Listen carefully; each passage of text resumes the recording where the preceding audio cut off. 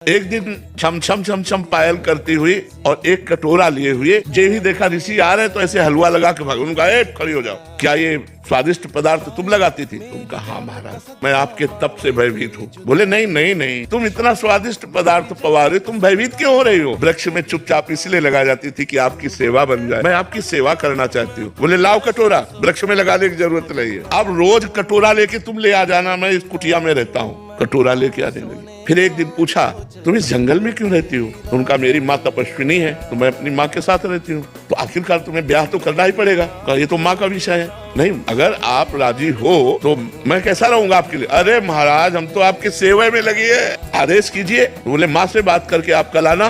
बोले अवश्य। दूसरे दिन पधारी, महाराज ब्याह नहीं हो सकता। बोले क्यों, निराशा क्यों? बोले माँ ने एक शर्त रखी है कि अपना मुंह काला करके मुझे पीठ में बैठाल कर और मेरी माँ की कुटिया तक आपको घुटनों के बल चलना पड़ेगा, और ऐसा मैं आपसे करवाना नहीं चाहती। महाराज राजी हो गए, मुंह काला किया, पीठ पे बैठाला, घुटने के बल चले। और जब वहां पहुंचे तो काम खड़ा था। उसने कहा ये मेरी रची हुई माया है, बोल तेरी तपस्या कहाँ गई?